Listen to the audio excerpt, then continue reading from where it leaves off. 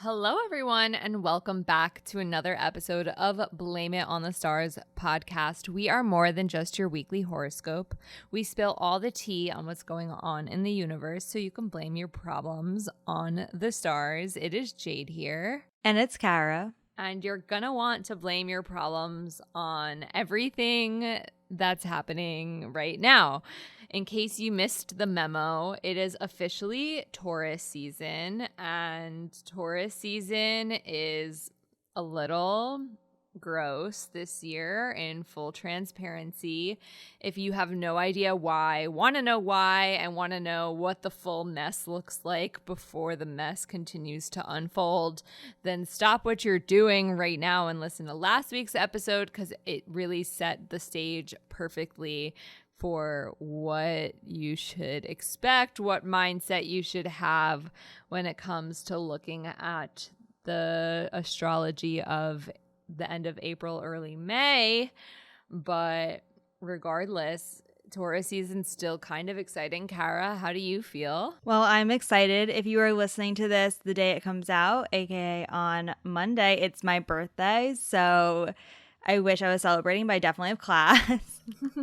But, you know, it's just like every other Monday, I guess. But yeah, I'm really excited for Taurus season. But also, as I said in last week's episode, and as Jade was just saying, it is a little bit rough, and we're just going to do our best to get through it and make the most of it. Yeah. It's funny because if you read the title of this episode, it's called Breakdown, and I literally said to Kara right before we record this, I hope that the listeners can't tell that I'm a mess right now. I'm not doing well, in full transparency. A little stressed out, a little messy.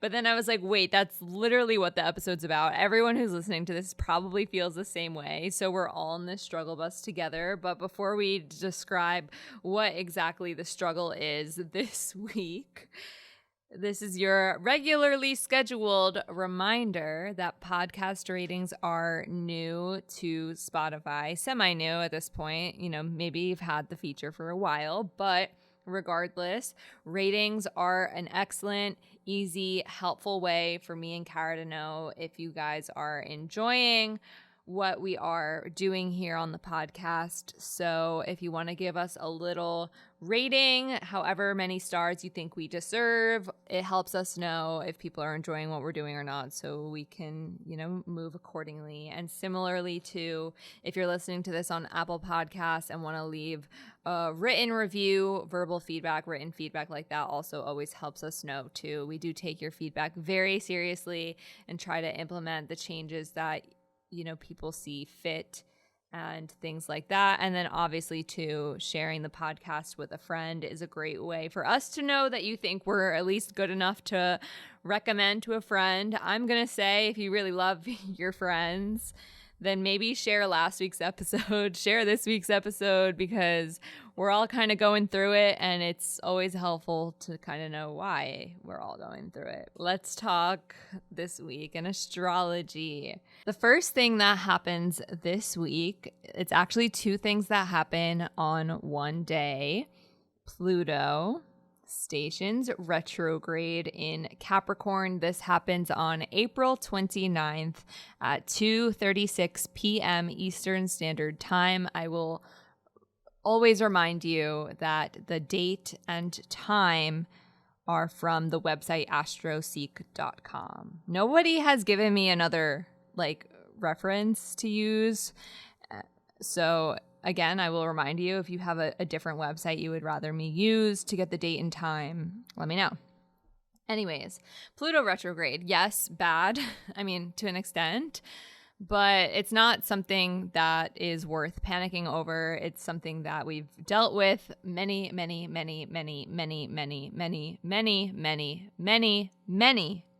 times before. Pluto is retrograde often, and it stays retrograde for quite some time. You probably won't even notice that Pluto is retrograde at all. The only reason why I bring it up is because whenever Pluto goes retrograde, since it's in the sign of Capricorn at the moment, which does deal with things like government and authority, typically we see some revisions happening in the political government front. Again, changes in authority. Maybe, on a smaller scale, you happen to notice that your boss resigns or something, or the structure of the company you work for changes. On more of the macro level, maybe some stuff is happening in like your local government with the mayors and whatever. I don't really know.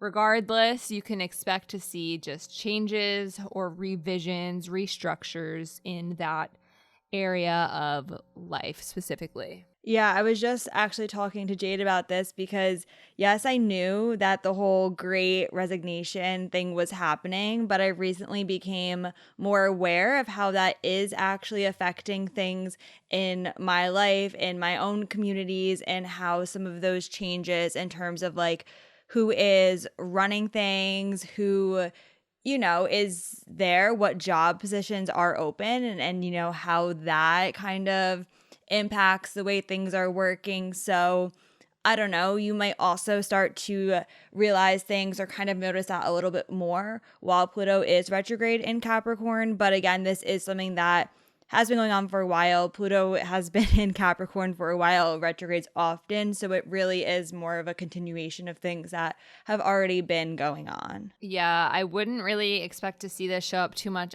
in your personal life specifically, but it's always good to just keep an eye out for the news because at the end of the day, those things do come down and affect us somehow. So I would just be on the lookout for that. I know too, like there's some stuff going on in like the corporate world. I'm not too savvy in this, but like I know some stuff with Netflix is happening and whatever with Elon Musk and Twitter and whatever. Regardless, the news is interesting to pay attention to. And I think it'll continue to be really interesting to want to follow with the next thing that I'm about to mention, which is that same day, April 29th at 6:23 p.m. Eastern Standard Time, Mercury enters the sign of Gemini. Now, yay, everyone clap. We like this. For right now, we like this because Mercury is at home in Gemini, and when this happens, we really want to learn new things, pick up new skills, just want to expand our minds, explore our curiosity. If there's something you've been really wanting to learn about during your life or just recently, like Mercury in Gemini is the time to do that. If you're in school, like take advantage, study, work hard in that regard. And also I mentioned the news, like current events can be way more fascinating being in the know, even if it's just keeping up with like the local gossip, or if that's something you want to follow. But yeah, Kara, what do you have to say about this? Yeah, we love Mercury and Gemini. What we don't love is the upcoming retrograde. But before we get into that, actually, I'll just tell you right now. Pre-shadow for Mercury retrograde does start on April 25th, if that, is something that you want to pay attention to. And then Mercury will station retrograde on May 10th. So yeah, those are the dates if you want to start that off in your calendar. But for now, Mercury is direct in Gemini. So this is definitely a good time for communicating and even just like learning new things. I was recently thinking about all of the things that I learned. Like I started learning, actually Jade and I both started learning astrology on YouTube. We were watching Dr. Honey's videos, which I believe she still has a YouTube channel if you want to go and if you want to go and check that out. I learned how to edit the podcast on YouTube. Like there's so many random things that I feel like I learned that way. So I don't know, you might be curious to learn new things, explore new things, whether that is, I don't know, on YouTube, listening to different podcasts, reading, or even just like learning from other people in your life by having conversations and just being genuinely like curious and interested in things that are going on. Yeah. Also,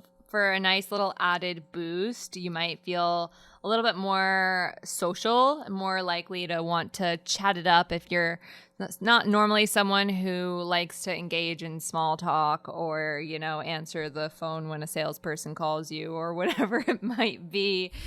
You know, maybe now is the time for you to socialize a little bit more. Whatever that looks like to you doesn't necessarily mean that you're going to get on these like 5-hour-long FaceTimes with your best friend, which you might, but maybe you become more active on social media. Maybe you start journaling more and start writing. Maybe you actually become pen pals. I don't know. There's so many other forms of communication. Maybe you get into podcasting too.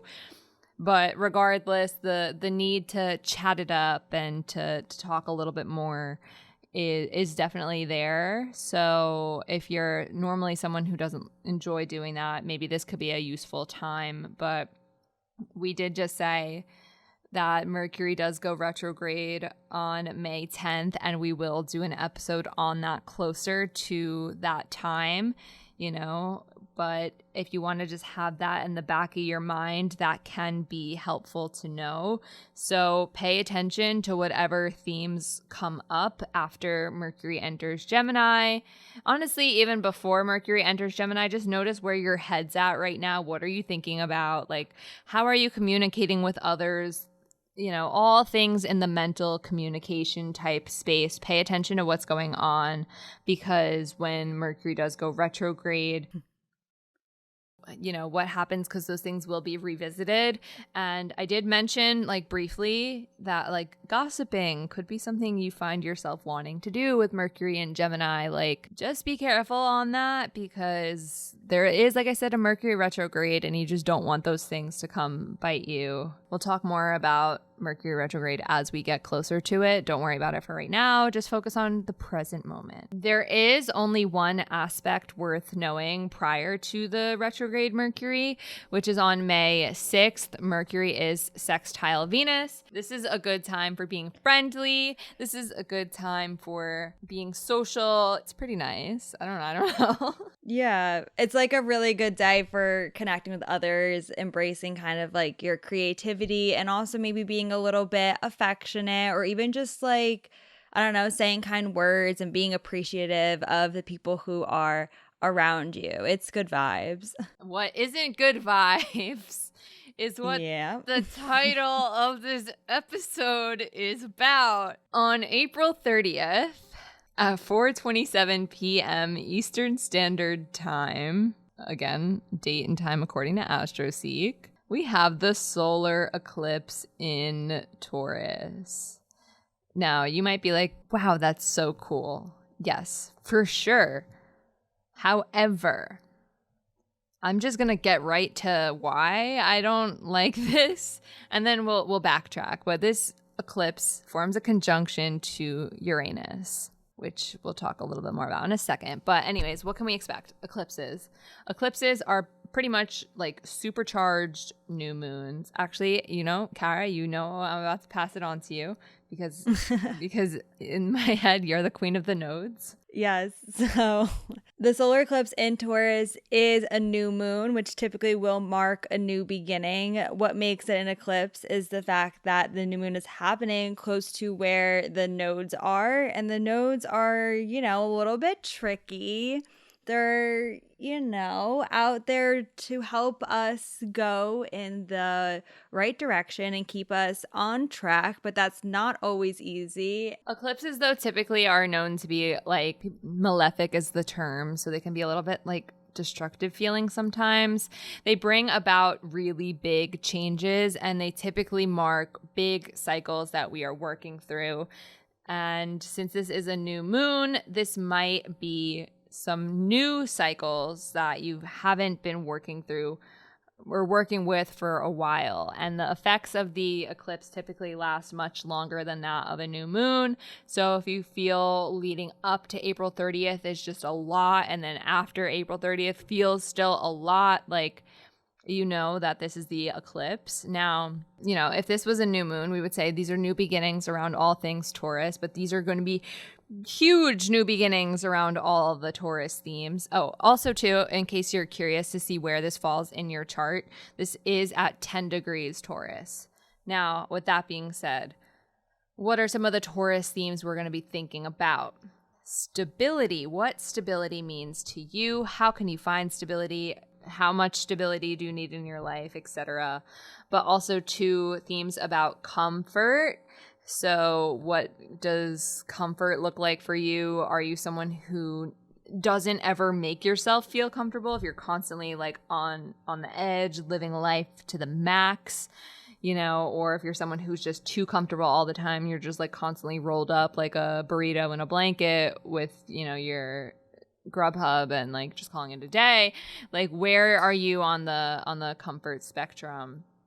And are you always too much in your comfort zone, or do you need to get more comfortable with certain things? I don't know. Kara, you're a Taurus, so what is your input on this? Yeah, comfort is, you know, an interesting thing because sometimes we get very comfortable doing things that are uncomfortable, if that makes any sense. Because yes, comfort does deal with like, you know, feeling comfortable, like a soft blanket, things like that. But it also could just be, you know, your routine. Things that are familiar feel more comfortable, the things that you are used to. But sometimes things that we are used to are not always serving us. And I think that that is going to be the hardest part of this eclipse, because yes, it's a new moon, and yes, usually this is a time where we are starting new things. I know some people have very strong opinions about manifesting and trying to start things and whatever when there is, you know, eclipses going on. I just say you make your own choices and figure out what works for you.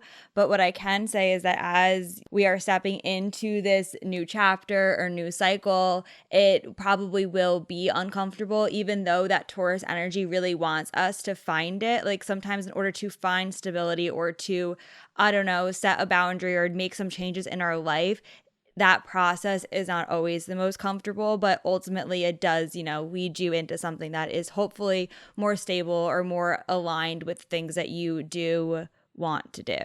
I have an example that touches on all of those things, which I've only been talking about for the past 2 years on my Rest in Peace Twitter, TBT.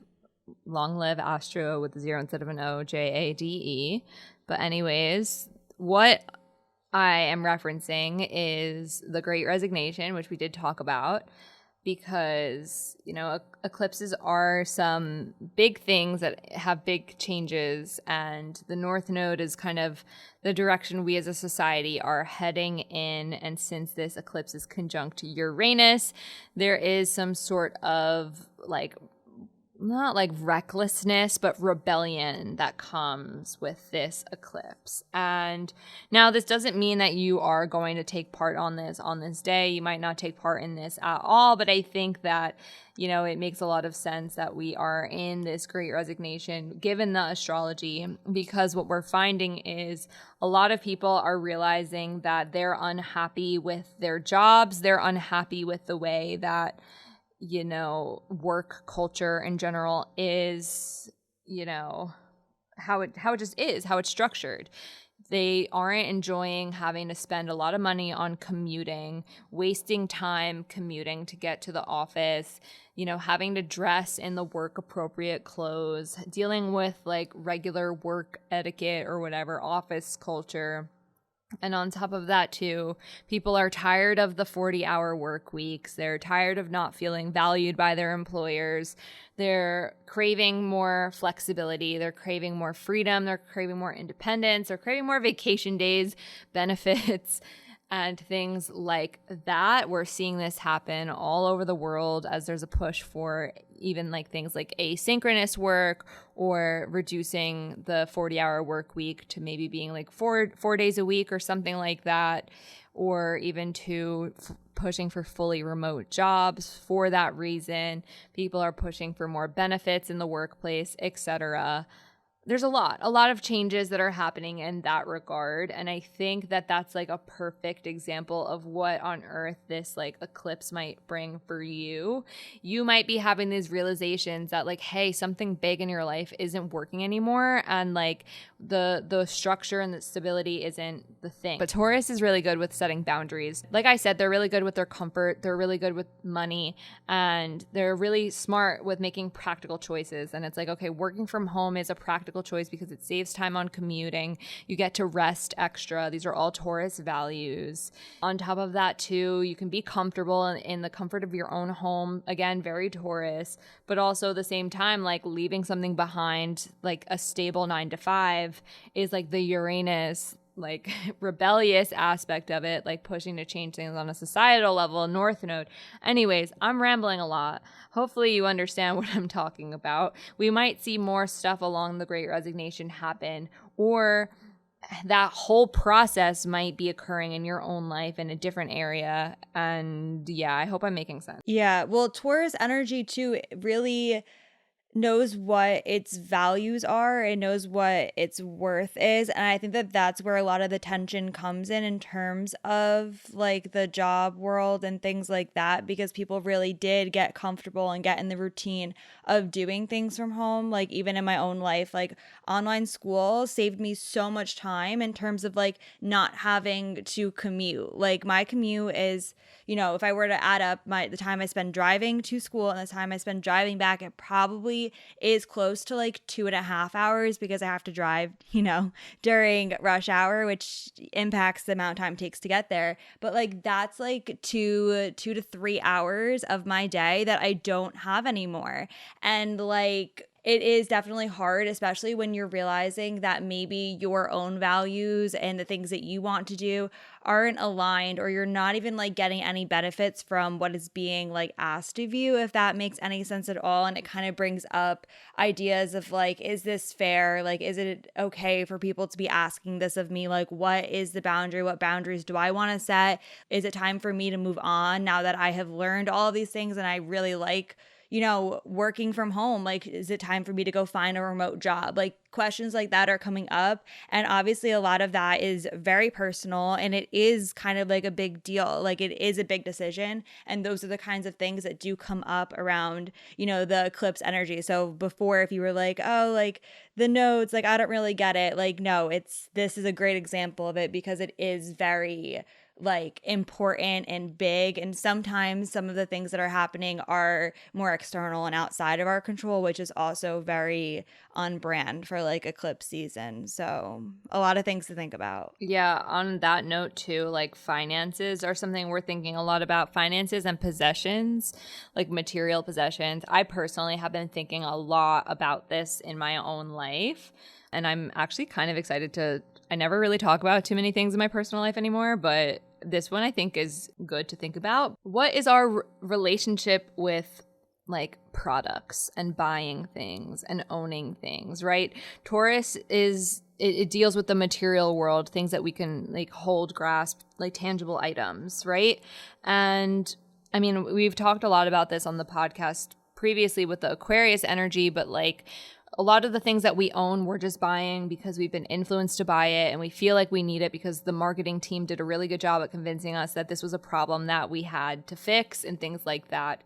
And if you're someone who is like me at the moment, looking around at all the things you own and realizing that like none of them are actually bringing you happiness, you're just wasting money, like pumping it into like buying new skincare products you don't actually need, keeping up with the trends, buying things in fast fashion just so you can be in style, whatever it is that you're spending money on that you're kind of like questioning, like, why did I even buy all of these things? Like this eclipse can be a good time for you to like reflect on what your values are when it comes to the things that you're purchasing. Or maybe you want to buy more things and you don't treat yourself enough. Maybe you're that person who is just like so tight to the budget that like, you know, I mean, obviously spend what you can. I'm not trying to give you like financial advice, but if you're like someone who never like lets yourself, you know, have a reward and you never treat yourself, maybe that's something you're thinking about. But regardless, now is a good time to think about like, hey, what things do I own? Do they actually make me happy or not? Like,